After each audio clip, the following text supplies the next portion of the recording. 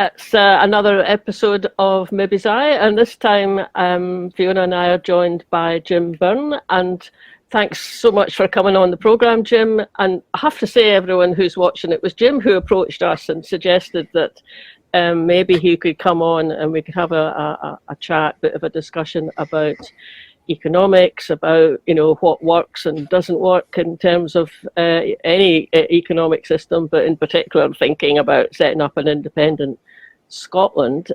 Thanks for proposing yourself, Jim. That was good. That was great. Well, as you know, I'm a huge fan of the show. I listen to it every week or twice a week if it's on twice a week. Fantastic. You can come again. You can come again then.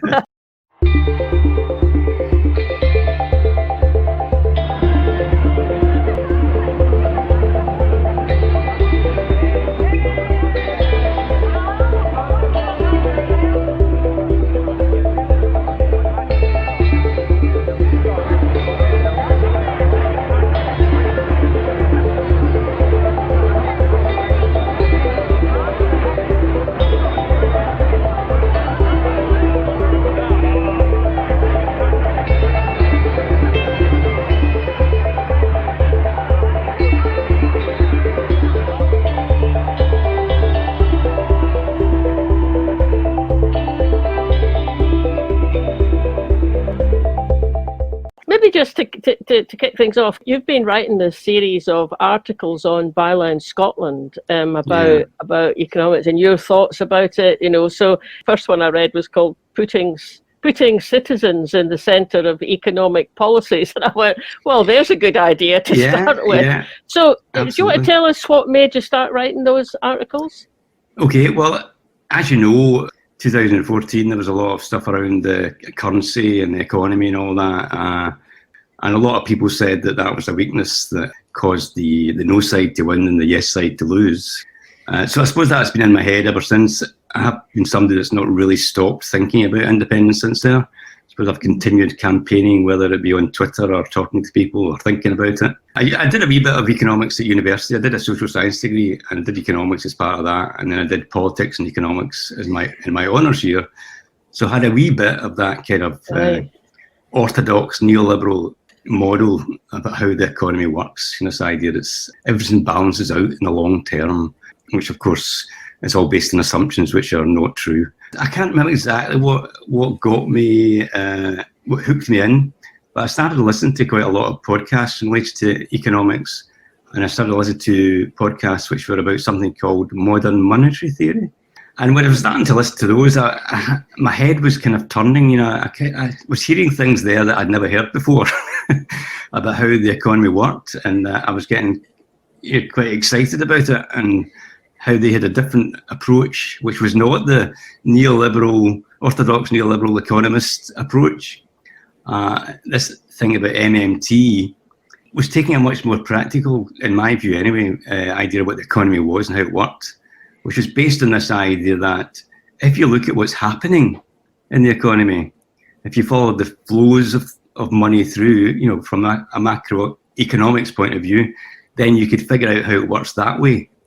So instead of having a big model which teaches you what you can expect when you pull one lever and something else somewhere else in the economy does something, you put interest rates up, what does that mean? Well, our model says it means this. Well, as you know, the banks have been using that model recently by putting up the interest rates, thinking that will bring down inflation, despite the fact there's no evidence that it will.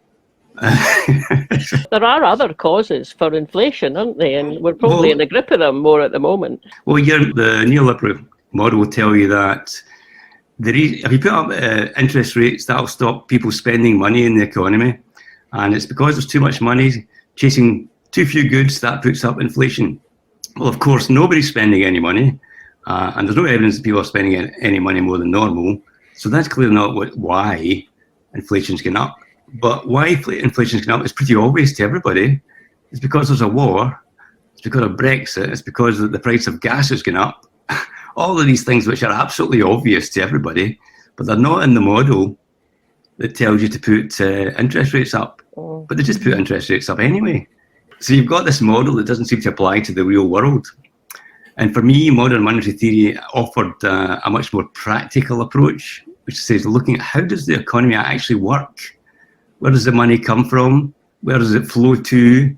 If you can follow these flows, then you get a sense of how the economy is working in practice, and then you can extrapolate from that, and say things from that are entirely different from what you would have said if you were basing it on this model.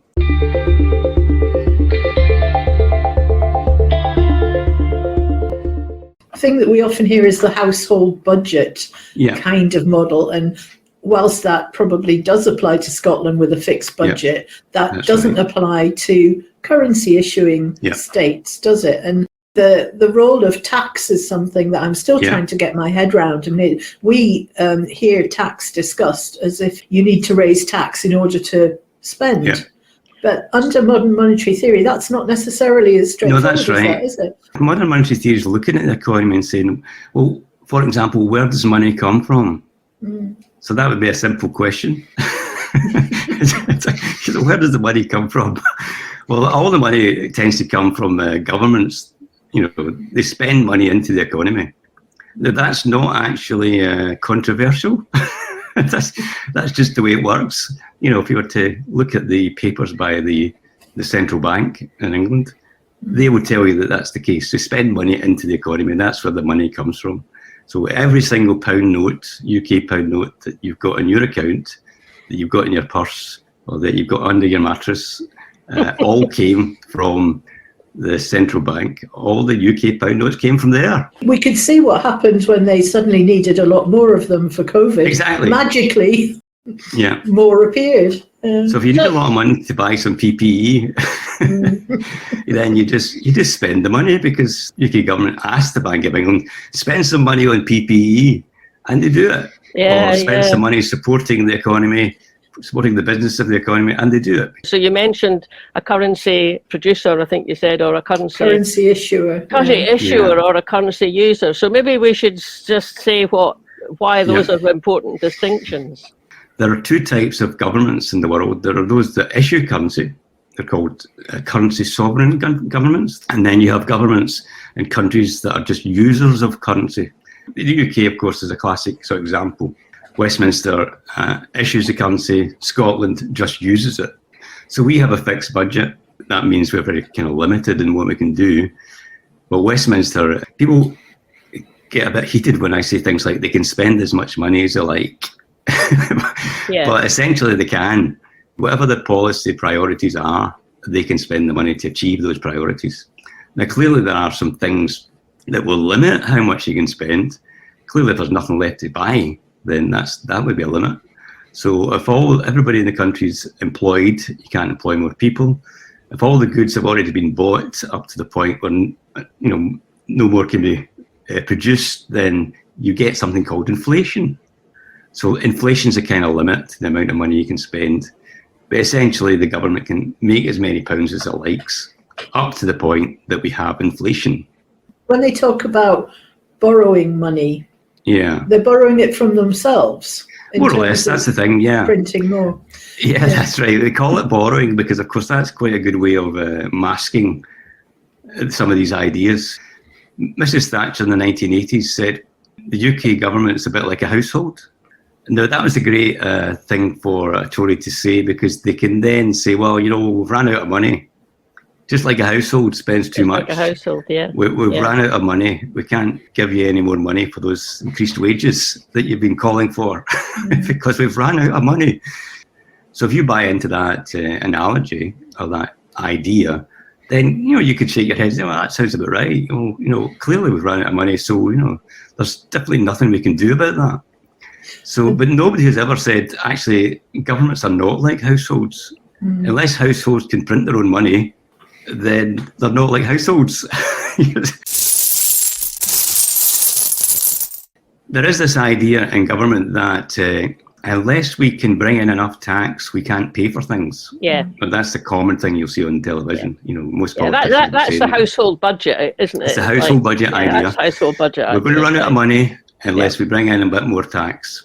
And again, when the government spends money into the economy, so we've now got money in our pockets, and then we give them some of it back in our taxes, right? So we are giving them money that they gave us back in our taxes.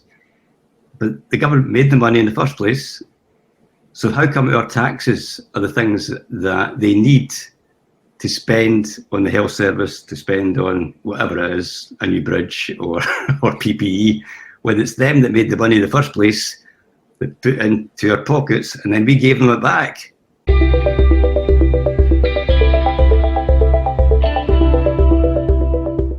During the war, you heard this thing called war bonds, right? We need to raise some money to make arms for the war and all that kind of stuff. And what we're going to do is we're going to sell some government bonds. You're going to buy them, and that'll help us to raise money so that we can fund the war. So that's the story, which people think, oh, we're giving the government money, but actually that's not why they were doing it. They were doing it to reduce inflation. Actually, what they were trying to do was to take some money out of the economy. Out of the economy, yeah. Yeah, because what happened during the war is that women started coming into the workforce. Clearly were needed. Women were needed to make the armaments because all the men were away. Yeah. Yeah. And we had something called full employment. So lots and lots more people were getting paid, and those lots and lots of more people were spending their money, and that was driving up inflation. So Keynes and his crew thought, oh, okay, how do we reduce inflation? Well, we need to take some of the money out of the economy. How can we convince people not to spend? Well, we don't need to do that. All we can say is help the war effort by buying some government bonds. That'll take some money out of the economy. That'll reduce the inflation. Everybody's happy because we'll be able to give them that money back later after the war when they need it. Yeah. So that was the basic idea that Keynes came up with. So when you buy a government bond, you're not really giving the government money, because that money actually just gets put in an account anyway. It actually takes money out of the economy. It doesn't put it in. Now, I should say at this point, I am not a world-renowned economist. You're explaining it like you are. With 30 years' experience of understanding this stuff. Of course, we're upfront about that, but it's just valuable, isn't it, to have someone like yourself, and I mean to some extent as well, myself and Fiona, sort of trying to puzzle our way through these things. You've said a few times, and actually I've nodded my head at it, but to the phrase that the government spends the money, and now I'm going, does it spend the money? What is it? Right. What is the government? The spending of money and the raising of taxes are two different pieces of legislation. They're not linked in any way, which I'll let that linger for a bit, because it's important. They're not linked. Yeah. So the money that you spend or you give to the government in your taxes, that money it does not put in a big pile, which the government then takes stuff out of and spends until it's all gone. That tax is basically destroyed. It's a bit like when you go to the pictures and you give them their ticket and they rip it up, put it in the bin. All it means is that you paid your taxes, or you've properly paid for your ticket to get into the pictures. It's a different piece of legislation that relates to the bringing in of taxes than it is from the spending. So when you think about the cost of government departments and paying the salaries of civil servants and paying benefits to people, the story that the government would have you believe is that comes from your taxes, and the reason they can't get a pay rise is because we need to get more tax. If that's not the case, why is the government perpetuating this myth that it is the case? Is it because they don't understand economics and they think that's the way it works? Or is there something else in it for them? If you can print money, why do we need austerity? Because there are people suffering mightily, particularly at the moment. And if that is a lifestyle choice that's been imposed on them by the Westminster government, is it just cruelty? Is it that they like to know there are poor people because it makes them feel richer? What is in it for them? Well, before I start talking about that, can I just say again, I'm not a world-renowned economist, and I would like people to go and read some books on this themselves, principally one by Stephanie Kelton called The Deficit Myth.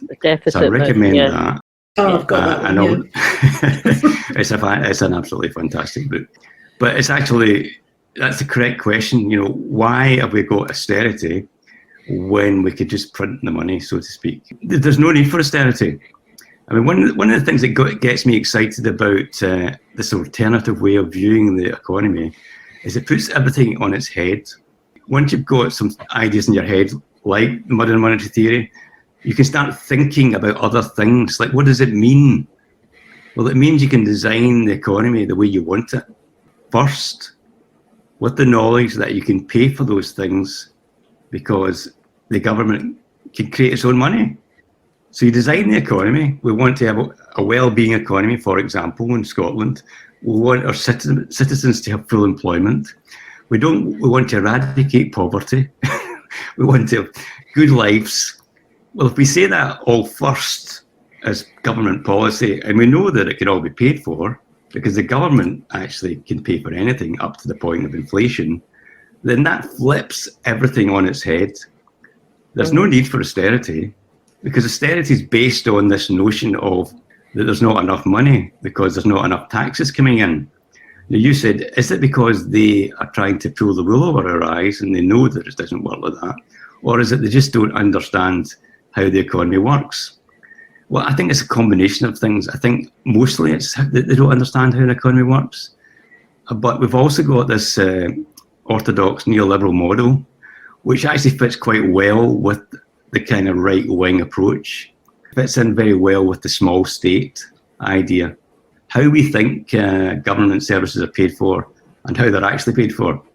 And I span the story about you give your taxes, they spend your money, all the taxes until it's all gone, and then they say there's no money left. They then have to borrow money, and that means they have debt, and then they have to service the debt, and then they get into the spiral of not being able to service the debt, and can't get any more taxes in, and then they have austerity because we need to stop spending money.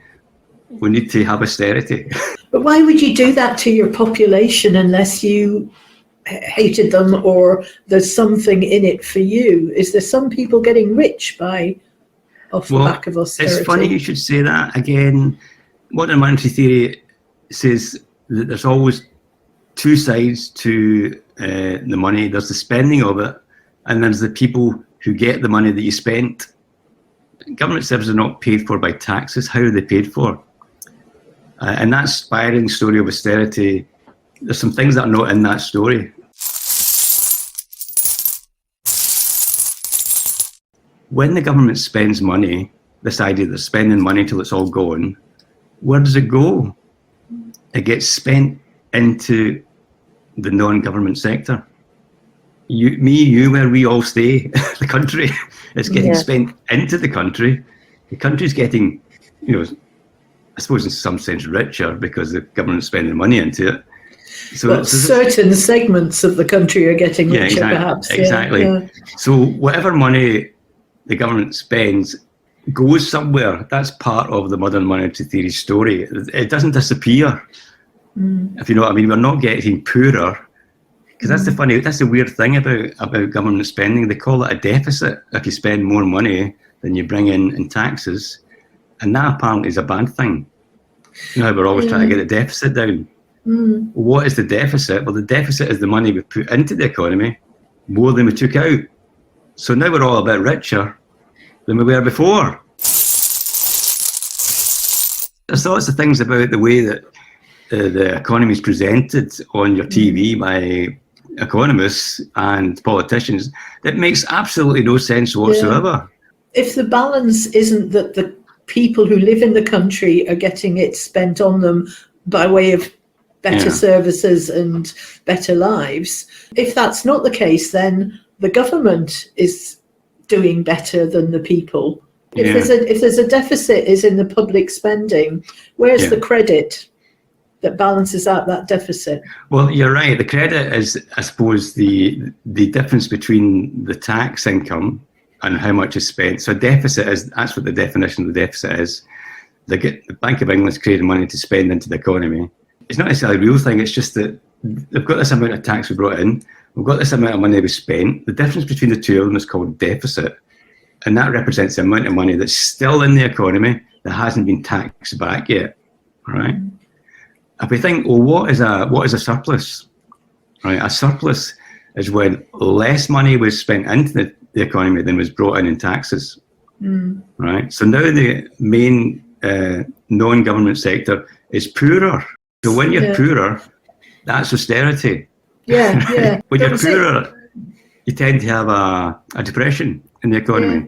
And why does the far right, or the right as we call them these days, want that to be the case? Because we've just seen that election in Finland where a more right-wing government got in. And as I understand it, a lot of the reason for that was because they focused on the national debt and got to pay it down. Now they pay in euros, so they aren't currency issuers, they're currency users. So maybe that's the difference. But it just, I never quite understand where is the benefit in treating people badly via austerity. Do you believe in the small state, right? Which tends to be a right-wing kind of idea, is that we'll have a small state and government is bad, the market is good, right? So let's not have any kind of government intervention because that would upset the neoliberal model, which is one of balance. You know, if you let the market do its thing, everything balances out and it's all for the good. If you've got the idea in your head, everything must be paid for by taxes.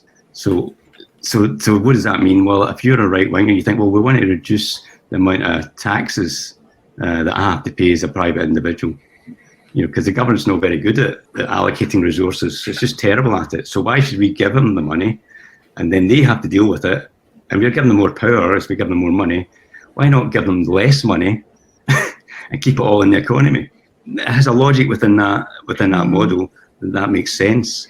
I mean, it must matter where in the economy it ends up, doesn't it? I mean, it does. If it ends up in, profits for, a manufacturer or some sort of business, and I'm not meaning that there's profits a dirty word particularly. I mean, nothing wrong with profits, but then what do you do with the profits? So if the profits mostly end up in the bank account of the shareholders, but not say put into R&D or not put into expanding and making more jobs or giving back. So it must matter where it ends up in the economy, because the one thing that's really awful actually, when you look at the difference between high and low incomes and inequality in countries these days, well, particularly the UK, it's massive, the difference between the lower paid and where all the wealth is. One of the things about MMT that people say is, well, Jim, if the government can make money themselves, why do you bother taxing people in the first place?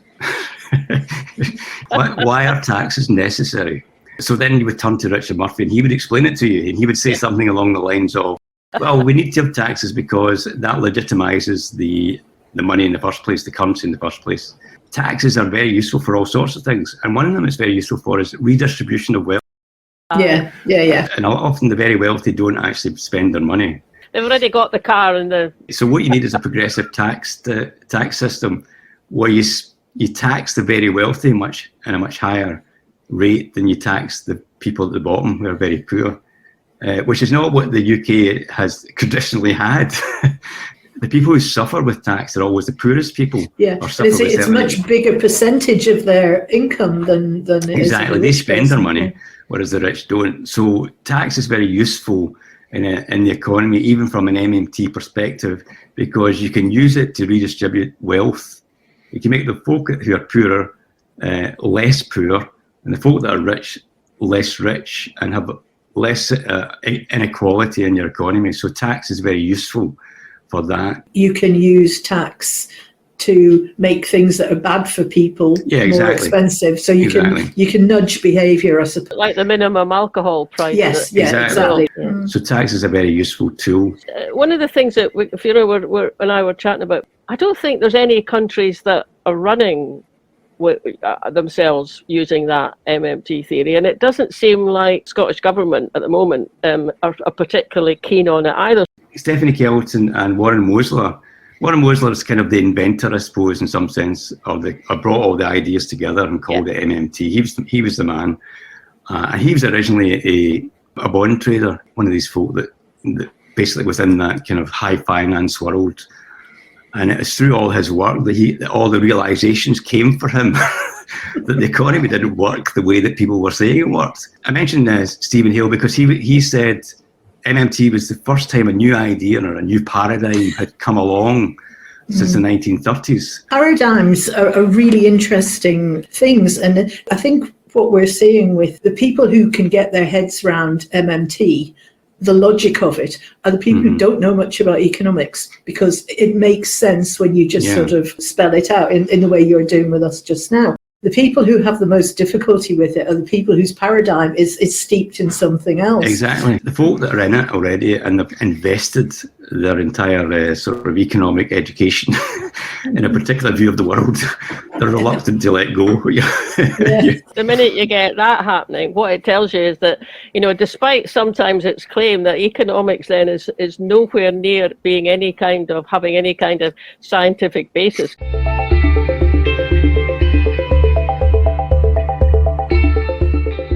Let's say we've got to the point where we've had a referendum. I mean, God knows how that's actually going to happen. But say we've done it and yes has come through, and we're thinking about how to run our new independent nation. It's not independent yet, but there'll be negotiations and there'll be a few years, but then it will be. So, have you got any sense of how you would think that this sort of modern monetary theory could be applied?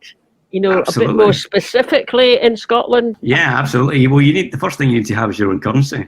Yeah. We were talking earlier on, you've got countries who are using other people's currencies, which is incredibly dangerous, because every time you borrow money from another country, that is real debt. So we need our own currency. We set up our own central bank. We set up our own currency as quickly as possible. We then design the economy to benefit the citizens of Scotland. I suppose you could call it a well-being economy, which obviously you need to do a wee bit of thinking, because we want to do it without damaging the environment. That's part of it. Yeah. So you're designing an economy which benefits the people in the country, doesn't damage the environment. And I suppose there are people who are experts in the well-being economy. I would call upon them. We certainly wouldn't be designing Scotland, or in my opinion, the way that the UK is currently being run. No. I mean, this was part of the problem I had with the Growth Commission. We're just adopting everything that was already happening down in Westminster to produce a Scotland that was a small version of what was already going on.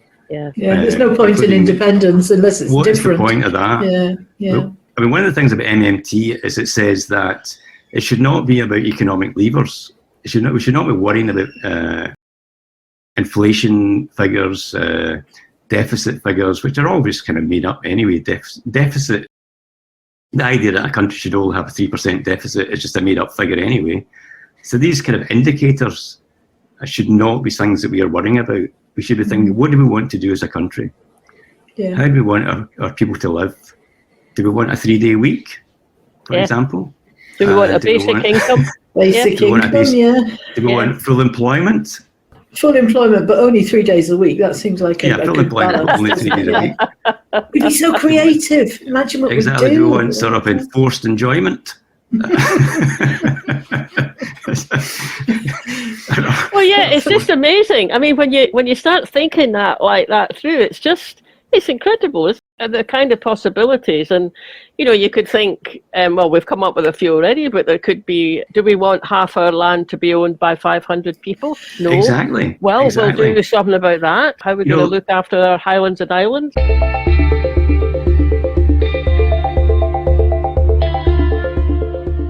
I think it was Stephen Hale who said, almost in passing, that Liz Truss and Kwasi Kwarteng, they're what we think of as their mad plan.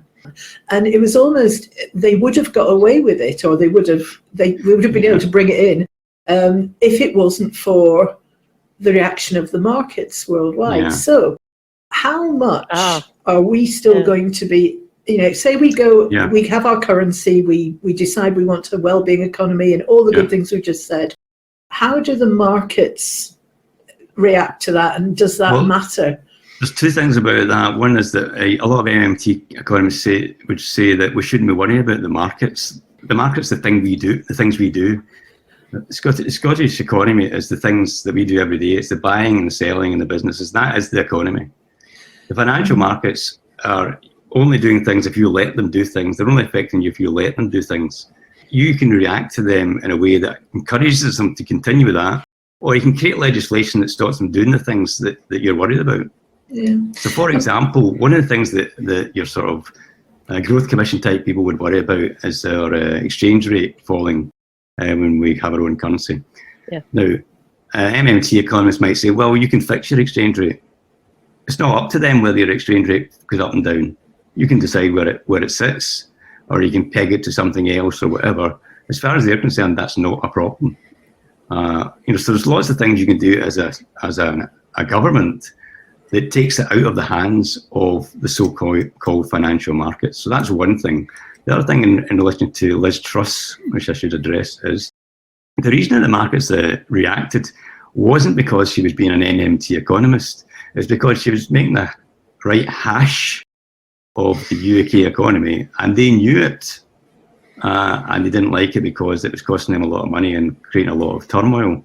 So financiers and the financial markets love successful economies. They buy into them. Mm. So spending money on your economy is not a bad thing as far as the markets are concerned. If you're investing, they can see you're investing and that'll have a return. And they'll be piling in to invest on top of it. Yeah. So some of it is the perception, of what you're saying is the perception of what the right-wing press tell you is happening. It's in their interest to say that was an MMT problem, whereas I'm saying it wasn't. It's just that she made a right mess, and the market could see that, and therefore they reacted appropriately. Yeah. There is inevitably going to be a gap between independence and the currency. Now, it might be months, it might be years. We know that's an ongoing debate at the moment.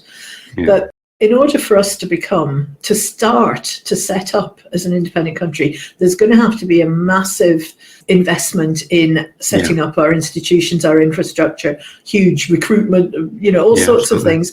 If we cannot borrow, what do we do in that interim period before we have our currency and then we can produce the money? Because we know we've got the resources to back it coming out of our ears. But it just strikes me, if it's going to take, say it was a year for argument's sake, if it takes a year to set that up, how do we make any progress during that year without those borrowing powers? It's always chicken and egg, I think. Is that a silly thing to worry about?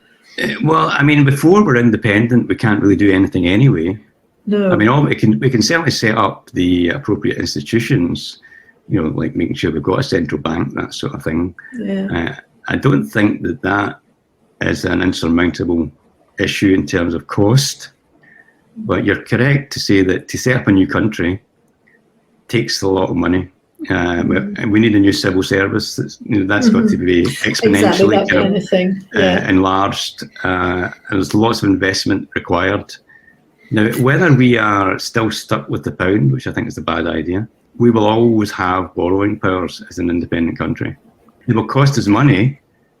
There'll be an interest rate to borrow the money. So it'll be a more expensive process, even if we don't have our own currency. We will still be able to do it. And that takes us back to Tim Rideout's golden rule of never borrowing in a foreign currency, which that's sterling will be a foreign currency. Exactly. So that's an interim problem. It's a transitional problem. Thank you. That's right. Yeah, I mean, it's not that we can't do things even if we don't have our own currency. It's just that it'll cost us a lot more. I mean, you said earlier on about the euro. I mean, one of the things about the euro is that if you're stuck in the euro, you don't have the flexibility to do all the things that you want to do as a country within the euro. It's being a currency user again, isn't it? Rather than being a currency user, exactly. The reason that you can make as much money as you like is because it's all related to this thing called fiat money. Yeah. So fiat money is money that's not, it doesn't derive its value from something else, like gold. So in the past, we know that we had loads of gold in the vaults, and you made as much money, as much as you had gold, to the value of the gold, and it was stuck to that. And then those two things were taken apart, no longer that connection. And you had this thing called fiat money, which was the value. There was no inherent value to the pound note, but the value was that, you had to pay your taxes in it. So the value was if your economy was thriving, if your economy was strong, that always helps the strength of your currency, doesn't it? That's right. but it wasn't connected to a physical piece of something, you know. Yeah. So that's why modern monetary theory starts to make sense. If we want people to buy in, one of the arguments I think is really attractive about an independent Scotland, and one we probably should make more of, is that we can make those kind of choices about, do we invest in our people or do we invest in swimming pools for Sunak's horses or whatever the latest thing is. If we're going to do that, I think we're going to fall apart if our government ministers or Scottish government ministers aren't talking in that language. And at the moment, then they're not. I mean, I don't know what Shona Robertson's going to be like as a finance minister. You know, it seems something that you think it might be an advantage that she's not coming from an economics background, but it's certainly, you know, neither Kate Forbes nor Ivan McKee nor Gordon McIntyre Kemp either seem to really. Yeah, that's true. All of those things are true. I spoke to them all. And you know, Gordon's done all that, you know, a really good high quality research on people's response to being told about the well-being economy, and you know, and he's got the figures to prove how people respond to it so positively, and not just folk who are already yes, but folk who are still no, and people who vote Conservative, and you know, he still gets really impressive kind of responses from just a simple question: if you could run your economy like that, would you vote for Scotland being independent? So there's a bit of a, I suppose you're just putting your finger, Fiona, on a bit of a mismatch. You know, if you're a finance minister, you don't really need to be an economist. You do need to be able to, especially in Scotland at the moment, you need to be able to add things up properly and make sure that things balance. And at the moment, it is a household budget because we've got a fixed block grant, so it is the appropriate style. Well, I have to say, I'm an optimist. You know, I mean, one of the things about tell us good things. One of the things about MMT is that MMT has been one of those things that has grown from the ground up, not from the sort of centre, not from the centre of power, not from economists that are in place. It's grown from the ground up. And in America, it's actually got a bit of more of a foothold. A lot more people know about it. Stephanie Kelton was the economist for Bernie Sanders. Bernie Sanders, She was his economist when he ran for president. If he had got in, basically we would have had an MMT economist running America. So it's not completely off the field. It's on the field. A lot of people are talking about it in America. A lot of people are talking about it in Australia. A lot of people are talking about it in Europe.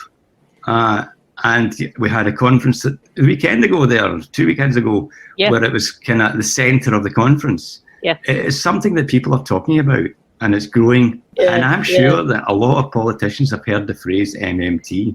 So a lot of people think, what is this that people are talking about? Something that, I think it was Stephen Hale said, which was that if you can understand even the basics of MMT, you can have a better conversation than most economists can. That's right. And being able to put it into words that ordinary people like us can understand the concepts is, you don't need to have a degree in economics to be able to do it. No, you're right. You just need to look at the logic of it. We just need to get more able to understand it as. Yes. And I think it's a bit like independence, you know, once you've seen it, you can't really unsee it. We're going to get T-shirts made, I think, with that one. Or maybe you should change it to deficit, but anyway, debt, Jim, Well, I mean, of course, the thing about debt is it comes along every year when we have this thing called the JERS report. You couldn't possibly become independent because you've got this huge deficit.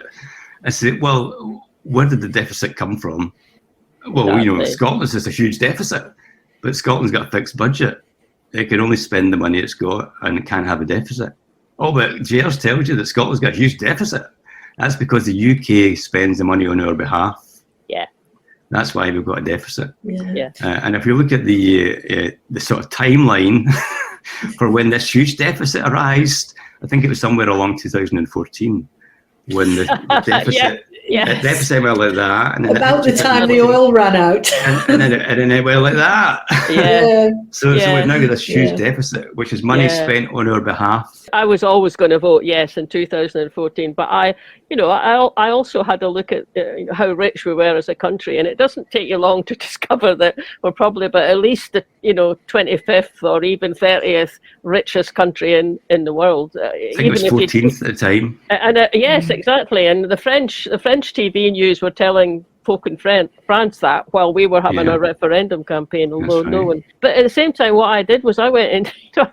I quite like spreadsheets, Jim, and I just downloaded the GER spreadsheets. And when you go into them, you think, oh well, yeah, there's a deficit, but they're charging us $3 billion for defence. Yeah. Well, Ireland manages fine just spending a $1 billion on defence, that's immediately taking £2 billion off it, and then we had the biggest defence budget in the world. Yeah.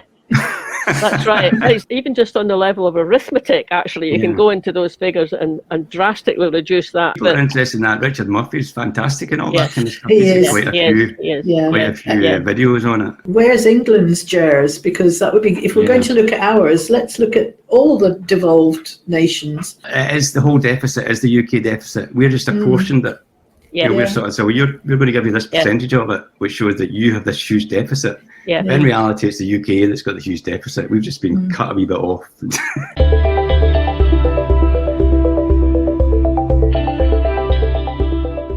Anyway, it's been great chatting to you. It's been really interesting. Really, just kind of sitting here, actually, I was quite struck when you said you're an optimist about it, Jim. And,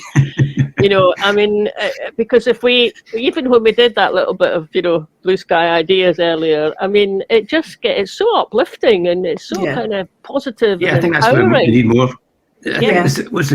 I heard somebody on the podcast, it was an English economist, he was talking about Scotland, and one of the things he said was, Scotland doesn't need any more figures. What it needs is people to get sort of worked up, get emotional about independence. Yeah. And I thought, he's quite right. Yeah, exactly. All these figures and GERs and all that, it's all depressing. On one of Leslie Ruddock's, nation films, I'm pretty certain it was the Icelandic one, that one of the people she was talking to described Scotland as they thought Scotland was like a sleeping giant. That's right. Okay. And that's a good thing. Yeah. We just need to wake up. We need to wake up, realise, the situation we're actually in and the kind of assets and, advantages we've got, and then start using them. So, maybe all of us should be optimistic in that way. So, anyway, thanks for coming on. And it's been great. What we also do is we've got a blog that's part of our website, and so if we do an interview like this, and there's a way that we can write a blog post about it, then we'll do that. And with you, there certainly is, because you've got all those articles on Bylines. We'll link to them. So we'll write one and link it in, and then spread that around. Yeah, we'll link to them in the notes from the YouTube and the podcast as well, because I think it helps if people can then go away and they can read the set I've actually had a very positive response to those articles. It's quite funny because people said, it's the first time I've understood this, or I've understood that, and I think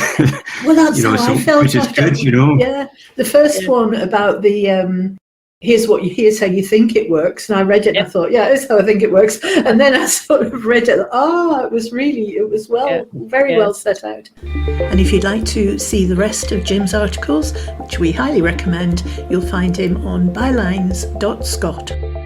And I think we've learned a lot, so thank you very much.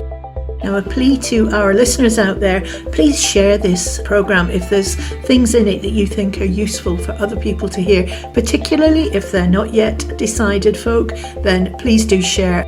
And don't forget to subscribe if you haven't already, so you don't miss any of our new stuff. If anyone out there is also got burning topics that they think would make great discussions on the show, do get in touch. You'll find us on Twitter, or you can contact us through our website, scottishindypod.scot. Thanks for listening, everybody. Catch you later. Bye now.